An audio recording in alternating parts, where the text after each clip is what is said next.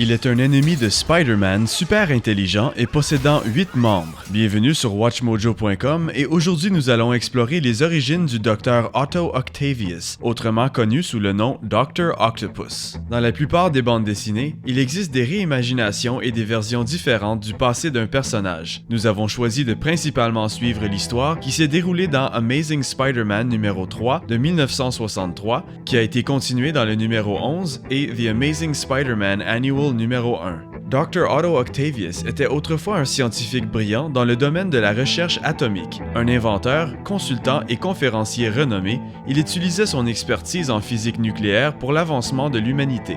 En fait, il a été surnommé Dr. Octopus quand il a conçu un harnais avec des bras mécaniques avancés qui l'assistaient dans son travail scientifique.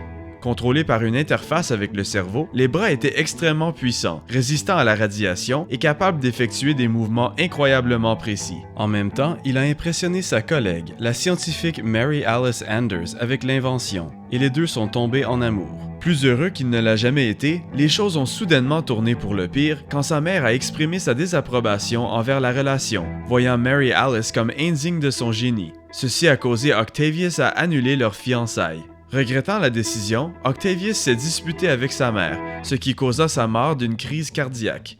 Dévoré par sa culpabilité, Octavius est devenu préoccupé et distrait. Comme résultat, il a oublié de suivre des précautions de sécurité et un échappement de radiation dans le laboratoire a mené à une explosion. Se réveillant à l'hôpital, il a bientôt réalisé qu'il avait non seulement survécu, mais que le harnais s'était fusionné à son corps. Il pouvait désormais contrôler les bras mécaniques avec ses pensées, sans intermédiaire. Ayant hâte de retourner à son travail, Octavius est devenu enragé quand il a découvert qu'il se faisait garder sous observation dans une chambre à barreaux.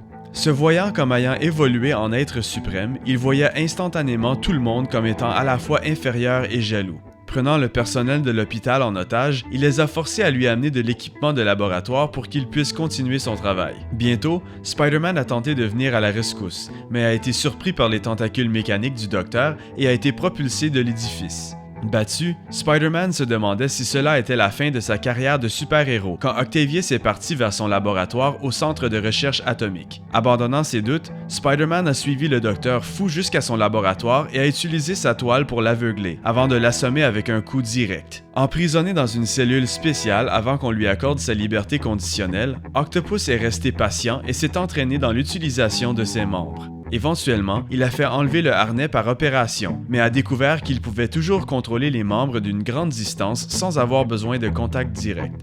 Utilisant cela pour commettre des crimes, avec ou sans son corps, il s'est aussi dévoué à la destruction de Spider-Man. Malgré sa forme physique peu impressionnante, Dr. Octopus est devenu un des ennemis les plus célèbres de Spider-Man. Ceci est dû à la fois à son utilisation de ses membres et de son intelligence pour combattre le super-héros, et sa formation du Sinister Six, qui est composé de super-vilains ayant les mêmes buts. Au fil des décennies, il est apparu dans diverses formes de médias, et a même été joué par l'acteur Alfred Molina dans le film spectaculaire Spider-Man 2 de Sam Raimi.